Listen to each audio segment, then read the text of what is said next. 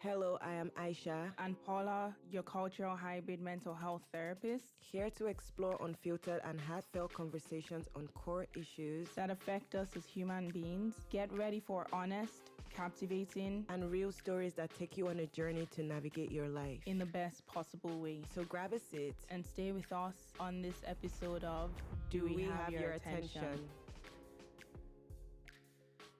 Hi everyone, I'm Aisha. And I'm Paula. And this is the Do We Have Your Attention podcast. Your unfiltered, real talk mental health podcast hosted by two cultural hybrid therapists who aren't afraid to ask the tough questions. And today's topic is one that's necessary and uncomfortable. What does it mean to take accountability, and why do so many of us struggle with it? Yep, we're going to be exploring the importance and the impact of taking accountability in our relationships, our personal growth, and the way we show up for ourselves and other people as well. Because let's be real, accountability is not just about saying I'm sorry. It's also about owning our actions, making amends, and choosing to grow. Absolutely. And I think one of the cool things about our topic conversation today, especially, is because we have a guest whose insight we truly value. This is someone we know very well. Very, very well. Maybe one of us might even know this person a lot more than I do. But I think I also want to just point out the fact that this is our third guest, but our first guest who I would say is bringing male energy. This is our fourth guest, actually. Yes. And I'm super excited to have Ibrahim Popoola to the Do We Have Your Attention podcast. Welcome, Ibrahim. Nice journey, guys. I hope now we have the attention.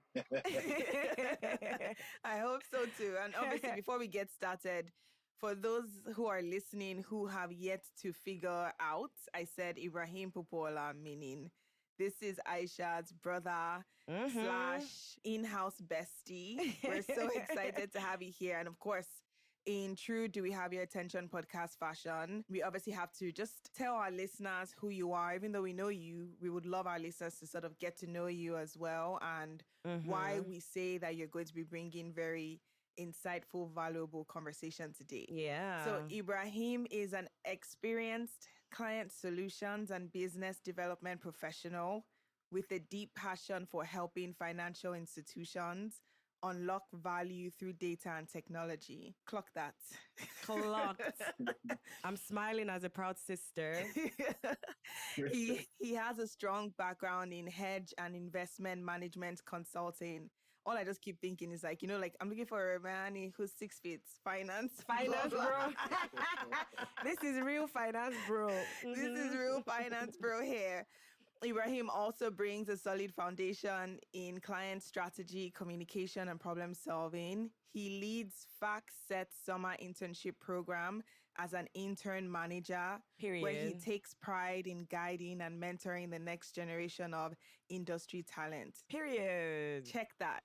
Ibrahim also holds a master's degree in information systems and business analysis from Aston University, and continues to actively grow expertise in financial technology, client engagement, and leadership development. Welcome to the Do We Have Your Attention podcast, Ibrahim Popoola. See by you now. Welcome. Thank you for having me.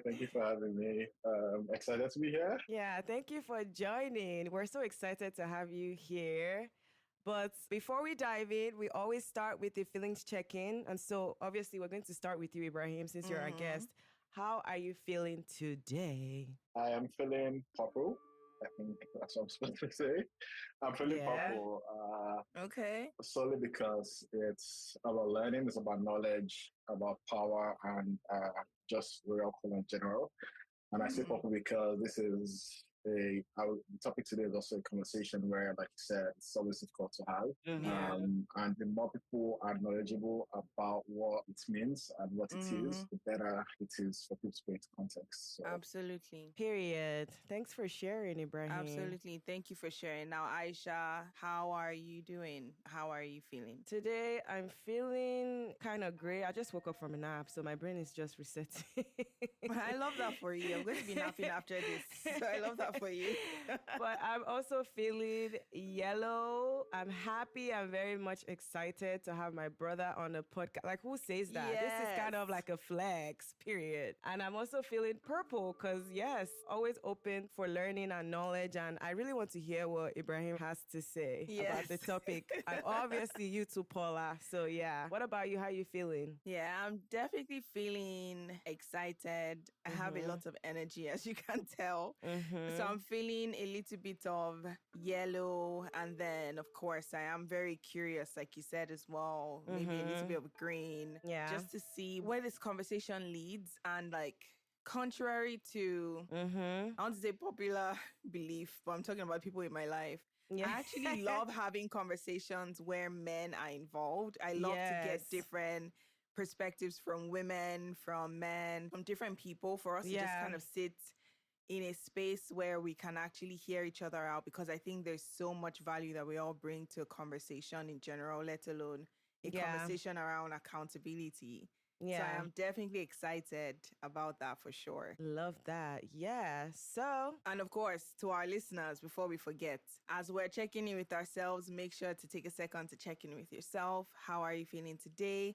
What is lingering in the background? What are you hoping to learn from this conversation as well?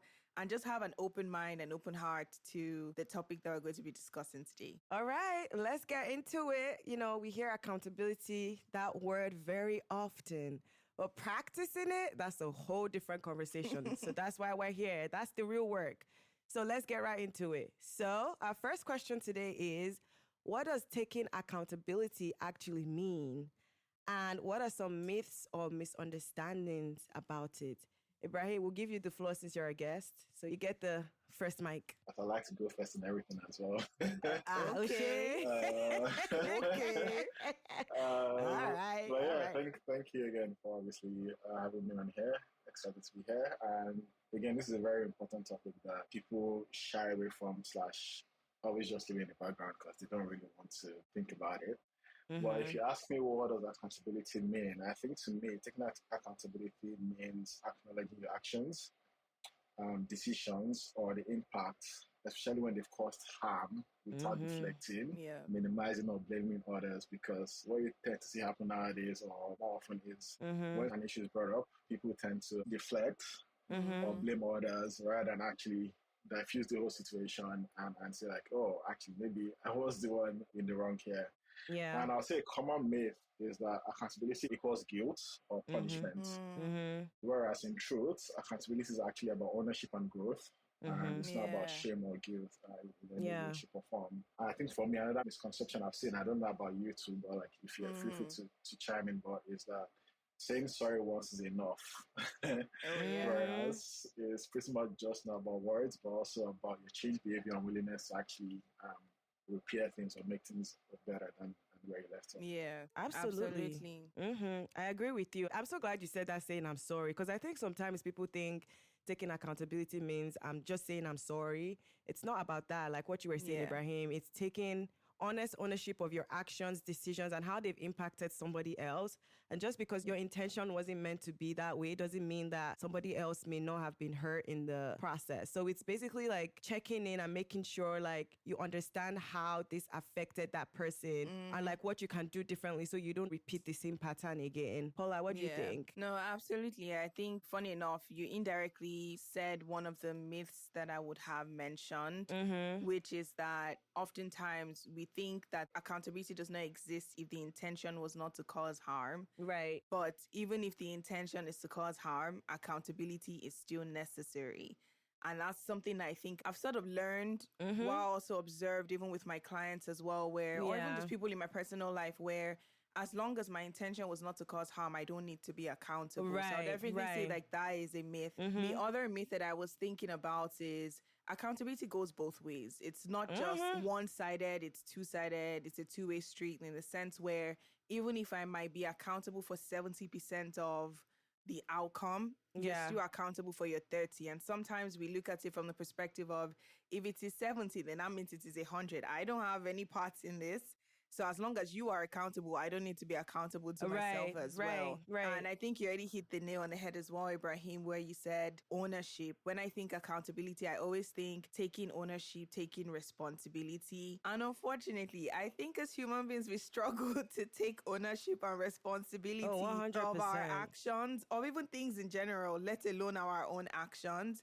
So it is one of the reasons why I know we discussed this being a good topic conversation for all of us to have, because there's a lot of people, I'm sure, who will be listening who might be triggered by this, who might have questions and really want to learn, like, how can I be more accountable to myself or hold people more accountable? So I'm really glad that we're having this conversation. What would you say as well, Aisha? Yeah, I think I already kind of said what you guys hit the nail on the head, like taking ownership of your actions, not just saying I'm sorry. I really like that you said it's not just two people. It's not just one person rather.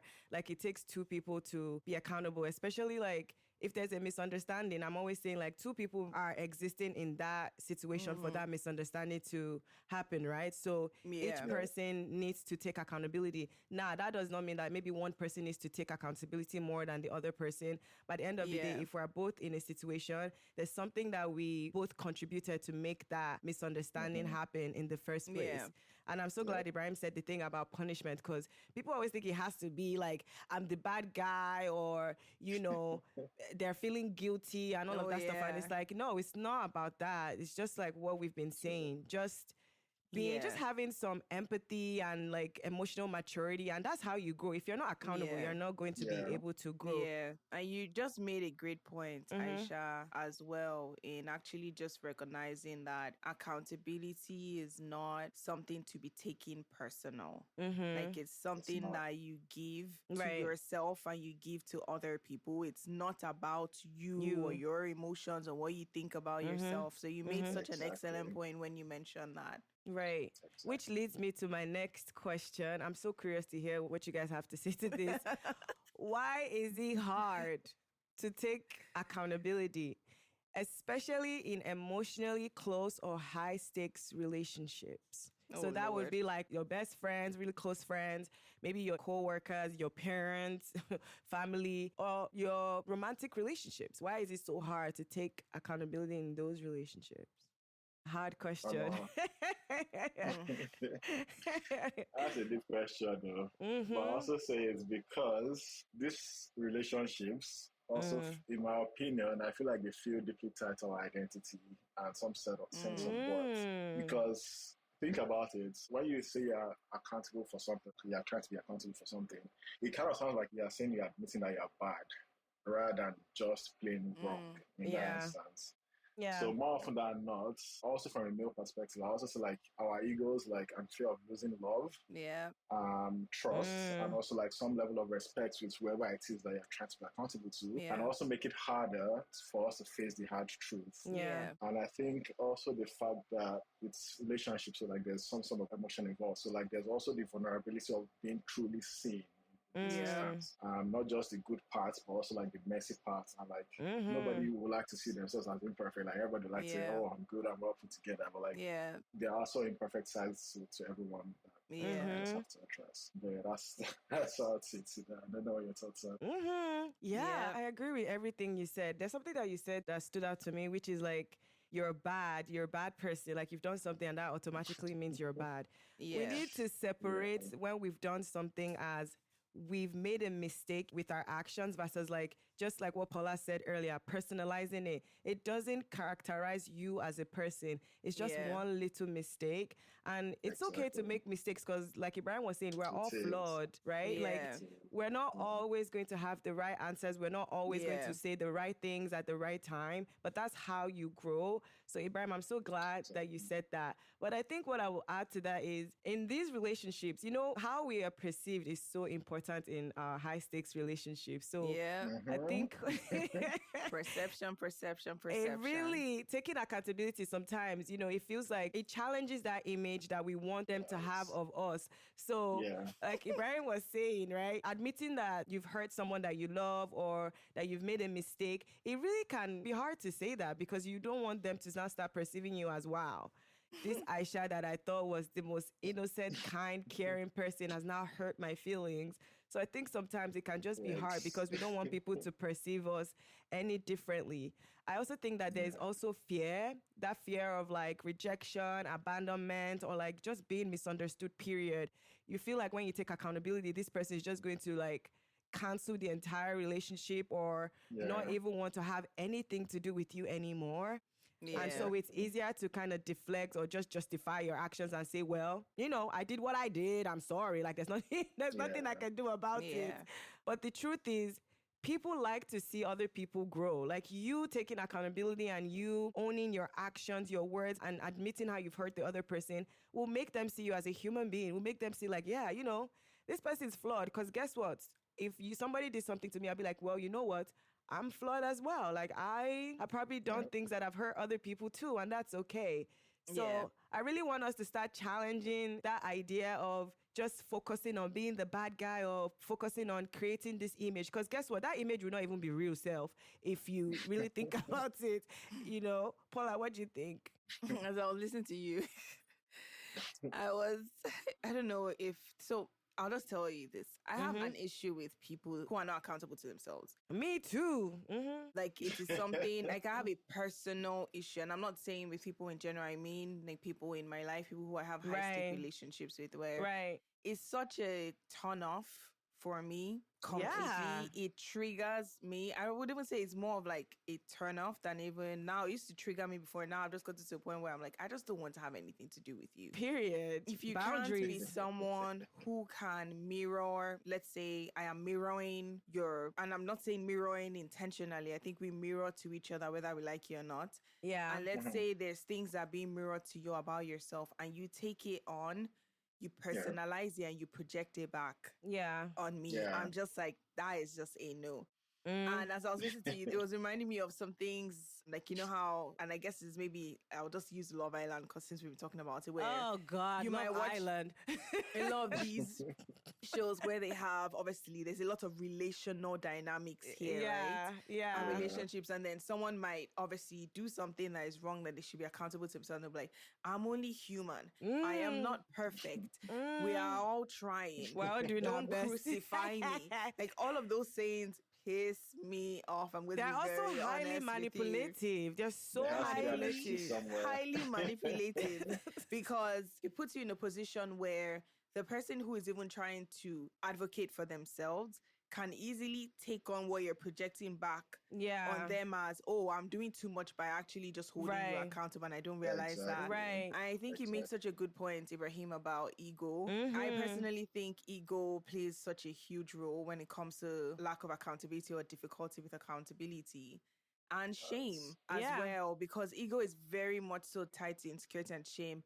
And you had made a great point, Aisha. You indirectly said it, the difference between shame and guilt, where shame is, I did something bad, I am a bad person. Guilt is, I did something bad, but I am not a bad person. I'm going to be accountable to myself. Very different. And sometimes when we look at it from the, I did something bad, I'm a bad person, we don't want to have to sit with the shame that we feel. So what do? We find ways, we mask it like ego, we mask it like power, control, and then we project it back on people.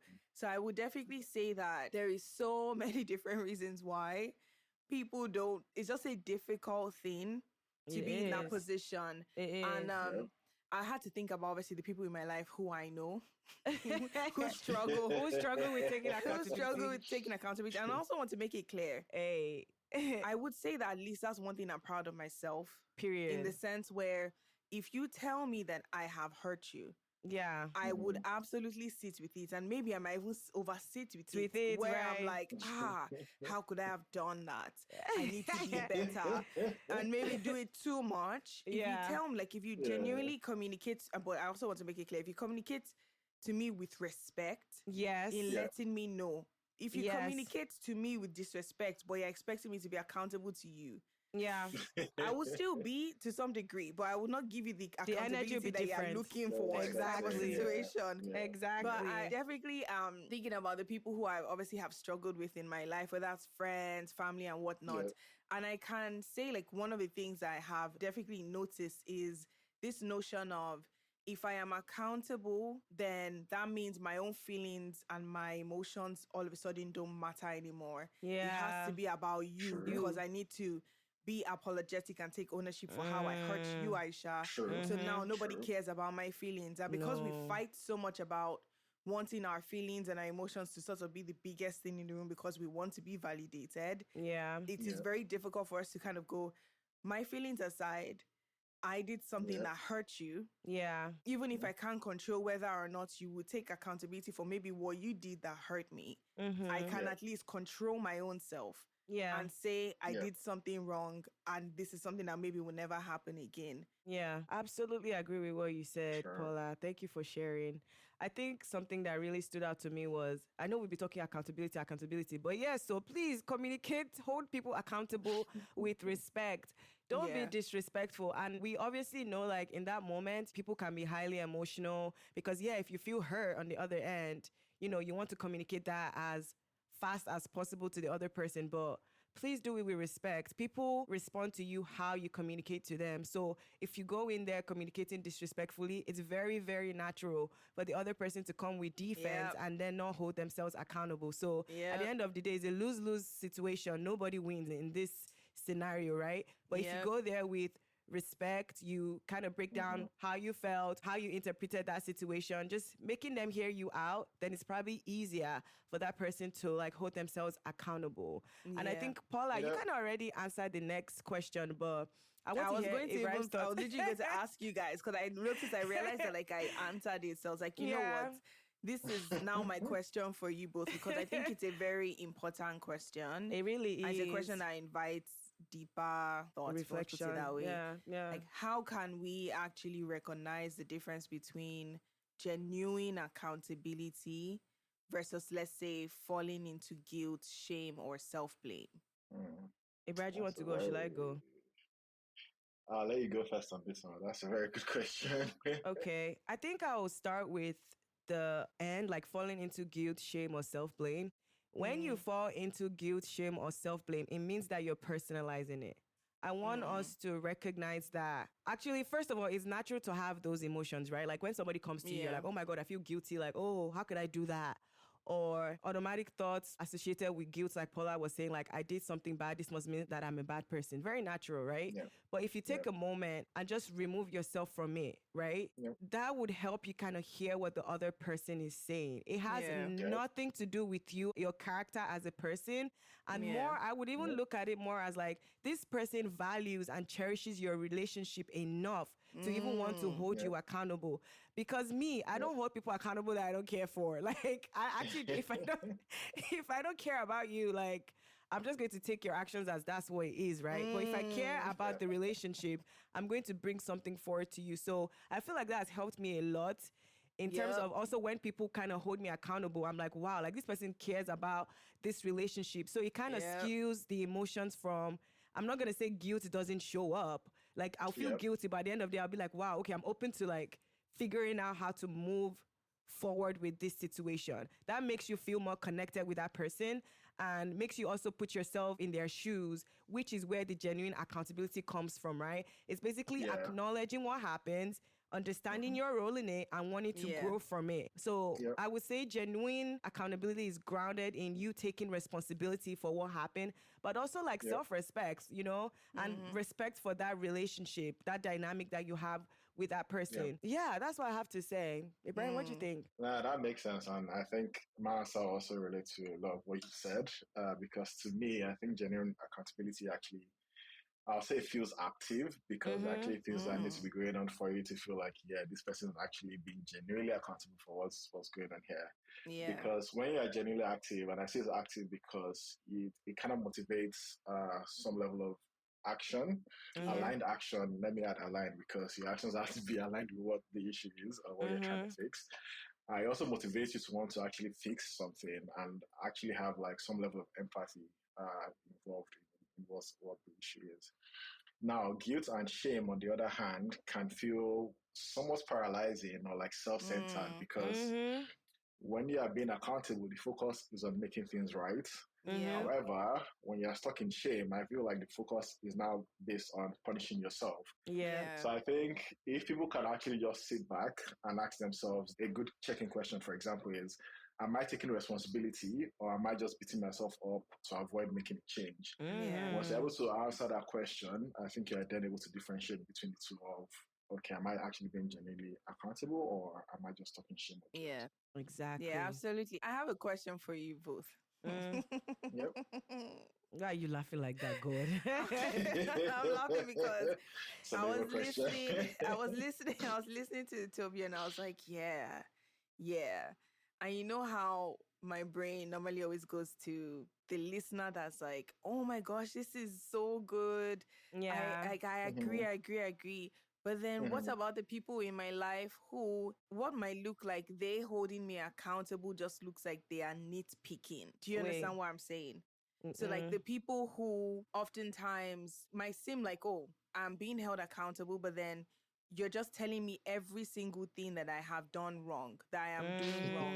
Do you get where I'm going with this? Yeah, Like that difference of when you are actually being held accountable, you need to hold yourself accountable versus, because let's be real, right? There's like the extremes of different things where right. there are people who then believe like, oh, I need to be accountable all the time because I keep hurting you. Even though I don't see it, I don't understand it, but it seems like everything I do seems to just always make you feel unhappy. Whatever way that you're feeling. Right.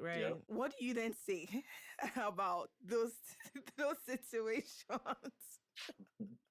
Let me tell you what I always tell myself and my clients. You are only responsible for what you are responsible for. If somebody is bringing you something and it feels like they are nitpicking, right? Again, remove yourself from it and focus on what they're saying. Hear what they're saying out. Like, where in what they're saying can I really hold myself accountable? Because you can't control the other aspects of it. I feel like the moment you start focusing on what they're nitpicking on is when you start becoming defensive, or you might even fall into the guilt, shame, or self-blame, right? And again, some of those emotions come naturally when someone's holding you accountable, but it's less about them nitpicking and more about like, okay, hearing what they have to say, but also having your own boundaries. There's no reason for you to hold yourself accountable, acknowledge what happened, tell them you understand your role and want to figure it out moving forward or repair or grow from this. And then if the person is still nitpicking or like still trying to kind of make you feel bad and like is focusing on one specific thing over and over again, then you have control over your own boundaries, right? So you could communicate there and say, hey, like, I'm trying to do my best. I'm trying my best to like understand where you're coming from. I'm trying to hold myself accountable, but it seems like we're not focusing on what would be helpful for us moving forward. Like, and maybe clarify with them, like, did I miss something? Like, is that something that you would want us to kind of explore further again? Like, put it back on them. Like, where are we missing this? Where's the misconnection coming from? Because if I'm holding myself accountable and I'm telling you, yeah, let's go from this, and you're trying to nitpick on something, it's less about me now and it's more about you. So, like, can you help me understand why the focus is still on this? Because if this is the part that really hurts you, like, I would like to understand so I can move forward with you and, you know, take ownership there. But I'm very big on like having your own boundaries too, because you can't go in there with genuine accountability and somebody is not trying to make you feel bad. You can control removing yourself and having your own boundaries. Like, hey, I don't know what else you want from me. Can you help me understand what else you would want? Because at this point, it's not looking like you're poking me to get a different reaction. And I think that happens sometimes where people bring things up to you to get a particular reaction, not because they genuinely want that accountability from you. So, or they want you to soothe something that is their own responsibility to soothe within their own selves. Exactly. Unfortunately, sometimes like other dash blaming can look like you are holding people accountable. And if you're someone who doesn't have your own boundaries, you can just take on what is not your own to be taken on, and not necessarily understand like this is the moment where you should be setting your own boundaries. Like, it's not your job to be soothing someone after you've taken responsibility for the part that you played. Yeah, exactly. Yeah. To be fair, I think nitpicking in some instance, from my experience, is also due to the fact that maybe also like is heightened in romantic relationship, but it's also due to the fact that Yeah, you for notice sure. patterns. Yeah. When you notice patterns and you feel like, okay, it's like this person is not getting the general picture of what you actually initially complained about or brought up, and they're like, well, you're still doing the same thing, just in a different direction. And then you're just trying to draw that person's attention back to what you've actually said. And that's why you have instances where like, oh, well, you did this, you did this, you did that. But whereas the overall complaint, the overall picture they're trying to paint is still the same basic information, the same basic level of communication that they're trying to share with you. Yeah. But if to you as a receiver, you're just picking it up as, if I do this, you complain. If I do that, you complain. But not that, well, it also depends on how effective the communication was from the partner, right. I guess. Yeah, very true. Because at the end of the day, if you don't get the underlying factor of what the person's complaining about, you keep doing the same thing without thinking it's the same thing. It's just, But I'll say in some instances, it could be valid. It's just, have you done the necessary things to make it work? Yeah, absolutely. Paula, thanks for that question. What do you think? Yeah, I sort of just harped on it in terms of what I think as well. And the reason why I always think about these things is because, how do I put it? Like I said, the extremes. Yeah. You know how you might see something on social media where someone would say, oh, what it means to love. So I'm just giving a random example. For you to show that you really, truly love someone is for you to open yourself up to them and ensure that you're always being open with them. And we're like, but open with boundaries. Open with responsibility. Let people earn your vulnerability, where sometimes we don't really talk about that, because what that can also mean is that you are almost making yourself vulnerable to people that are manipulative, gaslighters, narcissists, and whatnot. And in what will be considered like a narcissistic relationship dynamic, oftentimes the person who is the, I guess I don't want to call it the victim, but the person who is in the relationship with the narcissist, most of the time would be somebody who would be made to feel like they're doing something wrong. Absolutely. And will be somebody that if you're not accountable to yourself, right, quote unquote, then the narcissist is not happy. Then it becomes this dynamic of having to soothe and be responsible for the Their person. own So feelings. that was sort of where my curiosity was coming, because there will be people who unfortunately are going to be in relationship dynamics where they recognize that like, oh, I'm not taking accountability. Whereas there's people in relationship dynamics where they're like, why does it feel like I'm doing something wrong all the time? And you're telling me that I should still keep taking accountability. Like, what am I doing wrong? Right. So making sure that we're also just being able to identify where you hit the nail on the head with the boundaries, recognizing that you're only responsible for what you're responsible for, like you said, and recognizing when it is less about the role you played and it's more about fixing something or making the other person feeling some type of void that the other person makes you feel like, or thinks that you should be fixing. That you have no control over, period. Exactly. Which kind of brings me to my next question. Like, in your own experience, what does healthy accountability look like in romantic or professional or platonic relationships? Like, what would you say? Heavy. That was a deep sigh. I was like, what example can I give now? God. I feel like in all of this, go ahead, Ibrahim. No, go ahead. Go on. Aisha is like, you're taking me back. I don't want to.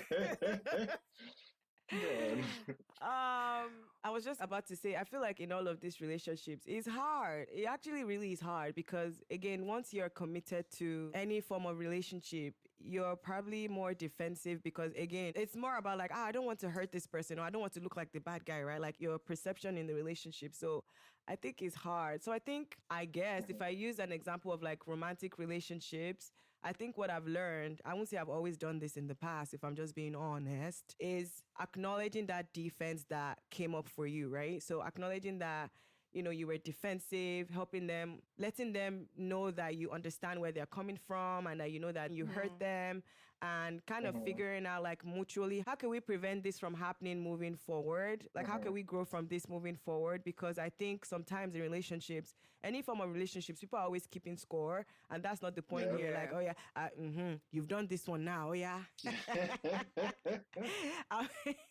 I'll now wait for that. Like, no, I feel like it should be about mutual respect, mutual accountability, mutual, like, let's grow from this. And I also think, like, even in professional or like platonic friendships, like something so little as me, I am very, very big on missing, like, not telling me happy birthday. Like, if you're somebody in my life that I care about and we are very close, because I take people's birthdays very personally. Like, I remember people's birthdays. I always send paragraphs. So if people don't, I'm not even saying do the exact same thing for me, but if you don't send me a happy birthday, like, why? So it's not even about like, okay, you missed it unintentionally. I get that.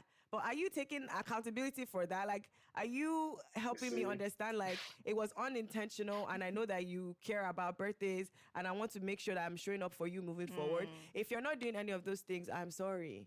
We can't be friends. I'm sorry. Yeah. See, that point you just mentioned a birthday. I still had an issue with, not even an issue, like someone buried a plus last year. And she said to me, how come you didn't wish this person a happy birthday? And I sat there for a second. I'm like, what are you talking about? Because my birthday had passed. My birthday came earlier. This so-called person didn't wish me a happy birthday. I'm like, you did bother to ask your friend if she wished me a happy birthday or not. She's like, no, it doesn't matter. She's like, it shouldn't, no. And our response actually shook because like, oh, it shouldn't matter. It should be the bigger person. I'm like, no. I'm just joking. No, that no was very loud.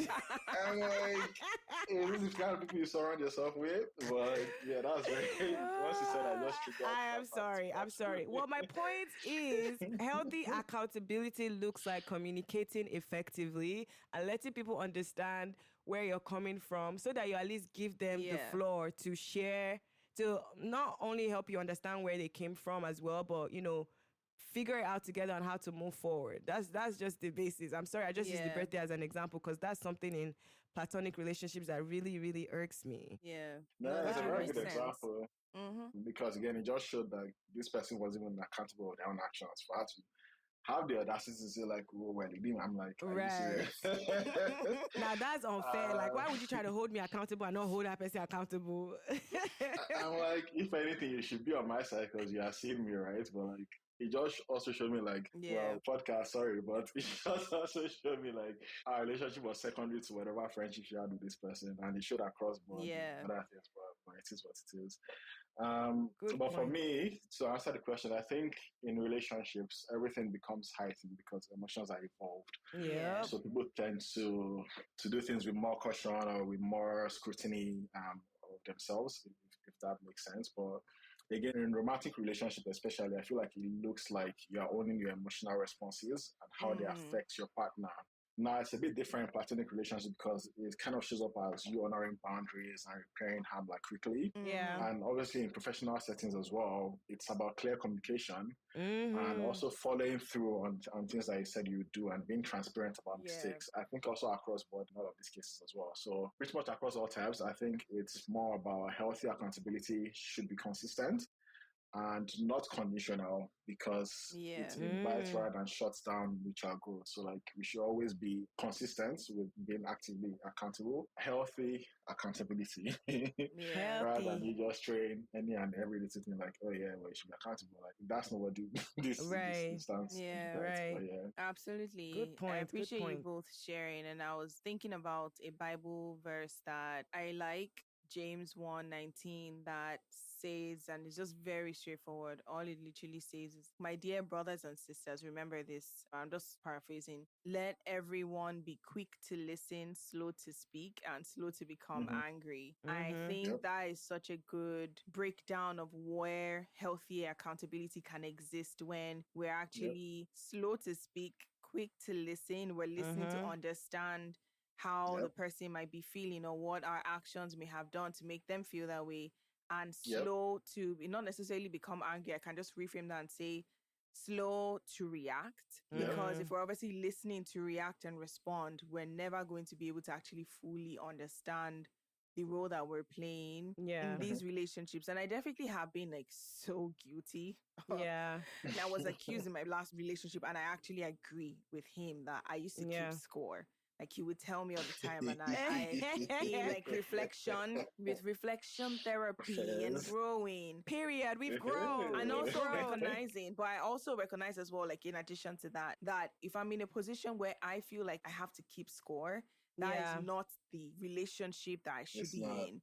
Like It's these really are not. some of the indications as well. But even with that, I had Yeah. to recognize as well that as much as I thought that I was still being accountable in my own format, Yeah. I would still call those very much so blame, not even blame shifting, but other blaming, defensive, Yeah. controlling behaviors and whatnot. Yeah. So I definitely think that there has to be, how do I put this in a way where, you know how we say center yourself? Yeah. I think when it comes to accountability, we want everybody to center themselves, right? Center Yeah. yourself, Yeah. that is more functional.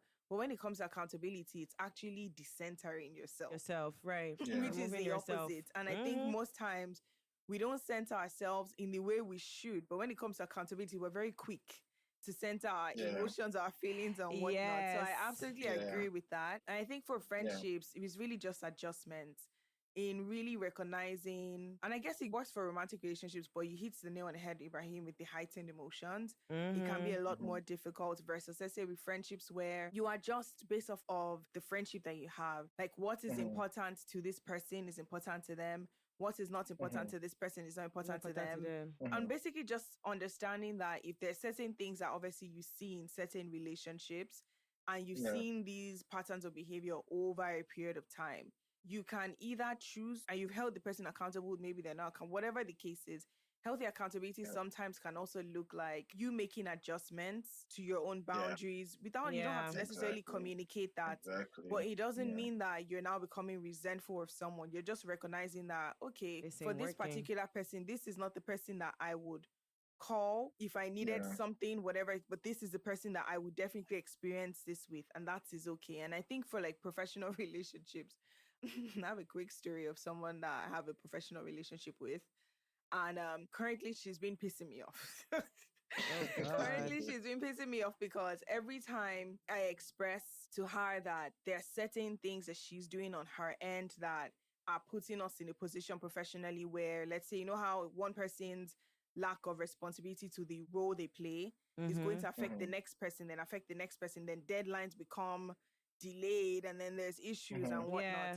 So I had sent her a message or a voice note saying, you know what, I am at a point where this has to be the last time that you do this. And if this happens again, there's going to be, this is now the consequence. And the initial response was sort of to give me a justification, like a reason. And I was just like, and then I eventually obviously calmed down and I said, you know what? I don't need you giving me reasons. I don't need you giving me justifications. I just need you acknowledging the role and the mistake that you made or the role that you played in this, making a change and moving forward. I think sometimes with professional relationships, it can be very difficult, but respectfully still being able to hold someone accountable, call certain behaviors out respectfully, and then also recognizing that it is not your job to be making adjustments for where they may not be accountable to themselves as well. Period. It's really not. Thanks for sharing, guys. And as we come to a wrap up, I wanted you guys to quickly share in your own personal lives what helps you stay grounded in accountability. Just quickly. I think for me, and I think someone has mentioned it before, I think we've mentioned it earlier, one habit that's powerful for me is pretty much asking myself, how did my actions actually come across to the other person? Yeah. Regardless of my intent, because intention and action are two different things. Yeah. Because you can intend to do good, or you can intend to do something really nice for somebody, but the way you went about it or the way you came across the other person could be entirely different. So that shift from self-justification to impact awareness keeps me honest to myself. It's like, okay, well, let me just be realistic. And also having a few trusted people who I invite to call me in when I obviously make a mistake or miss so you need helps that. me build that muscle. Yeah. Because accountability in the true sense of it, I believe it thrives best in safe and honest spaces. Yeah. If you are not honest, because a lot of friends nowadays, I feel like they deceive themselves just because they don't want to. Literally, Delulu is a new solution.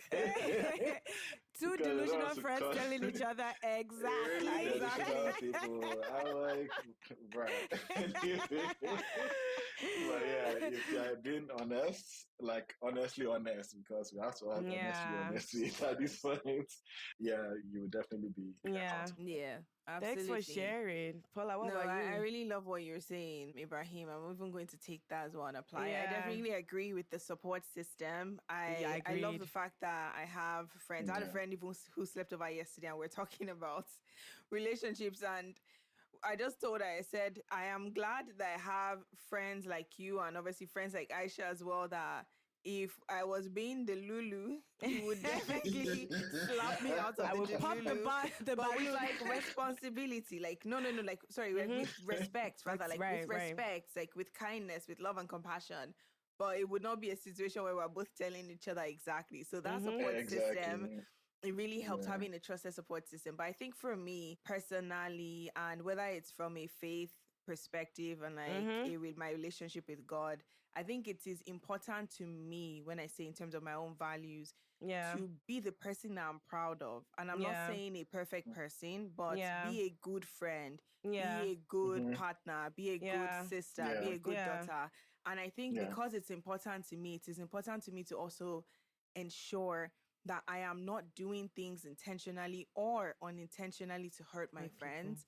So if it ever comes to light that I have done something, it is important to me to ensure that I am creating the kind of relationship that I would want anyone to sort of create as well with me, where they are taking responsibility. They understand the impact of what their actions do. So I would say that is more so what helps me stay grounded. But honestly, if I have people in my life or people that I know who don't share with me but expect me to be accountable, that one is not important to me. I know my readers know, period. That one is not important. If you don't come to have a conversation, but expect, that one is not important to me. No, period. Fair enough. I like what both of you have shared. And I think for me, it would be more like just having empathy and also focusing on being less defensive and decentering, like we've said, not personalizing it. I'm being like, okay, if I were in this person's shoes, how would I feel? And also knowing that people would, for the most part, try to hold you accountable because they care about you. At least people that I trust and I feel like are my safe spaces. Like if they really wanted to not hold me accountable and just walk away from the relationship, they could have done that. But for them to bring it to me, like, is that something I would do too? So like what Paula was saying, like, putting yourself in their shoes, but also like treating people how you want to be treated. And knowing that what Ibrahim said, just because you have good intentions doesn't mean that you wouldn't cause pain to people. Intention does not erase pain. At the end of the day, you can have good intentions and still hurt people. And so, all right, again, quickly, what is one key takeaway we want our listeners to take from the episode before we wrap up for today? I would say accountability is a form of self-love and other dash love as well. Oh, I love that. I actually love that. Ibrahim, what about you? Perspective. I think for me, if you listen to what I've said off this podcast, is accountability is not about being perfect. It's about being willing, because willing to look at yourself honestly, to make things right when needed, and to also grow in the process. And it's not just a one-time act, because you can be accountable today, tomorrow you are semi-accountable. But it's kind of a way of showing up in your relationships with integrity and care. True. Because just like both of you have mentioned as well, if you are putting yourself in other people's shoes, you're empathetic and stuff like that, you'll be able to become more accountable in your own self. Absolutely. And I would say accountability is not about being perfect. It's about just being present and being willing to face yourself honestly, without guilt, without shame, without like it affecting your self-worth. It's actually how you grow your self-worth, actually, because that way you get to really see yourself for who you are and you get to grow in the process. Absolutely. So, Ibrahim, thanks for joining us. Thank you. Thank you for having me. I enjoyed the conversation. How was it for you? Pleasure. I feel like we would have been going and going and going if you didn't have a limit. Yeah, honestly. Great conversation. Well, Ibrahim, where can the people find you? Because, we're spilling a lot of wisdom today. Maybe people want to connect with you. We never know. Yes, let them connect with you. I'm one of Ibrahim's #1 fans on Hey. Instagram. Come Anytime he posts, That's I'm true. always It's there. facts. It's facts for real. I'm like, That's cheer, true, man. that's true. It's actually Keep it up, facts. keep it up, keep it up. Yeah, where can Well, they find you? me? I'm fairly quiet. I think it's only Instagram I leverage the most. Okay. And it's just my name and my surname, Ibrahim Popoola _. And obviously, if you follow Baggit as well, you find me there. Yes, so I'm Ibrahim out is there. a Baggit member. What about LinkedIn? Oh yeah, my LinkedIn as well is just my name, Ibrahim Popoola.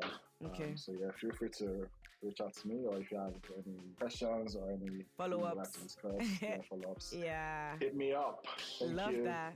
Oh yeah, Okay. Paula, where can they find you on our podcast? Oh, you can find me on Instagram and TikTok at Paula B. Martins. Mm-hmm. And you can find us at DWHYA Podcast for Instagram and X, DWHYA Podcast 1 for TikTok. And of course, if you want to email us, do the old-fashioned way and email us. Email us at info@dwhyapodcast.com. Yes. How can they find you, Aisha? You can find me on Instagram and TikTok at ab.popoola. Yeah. And this is the end of this episode. Thank you so much, Ibrahim. This was a great episode. Thank you. Thank That's you, no pressure, listeners. Thank you, guys. complete. Yeah. Bye. All right. Bye. Bye. Bye.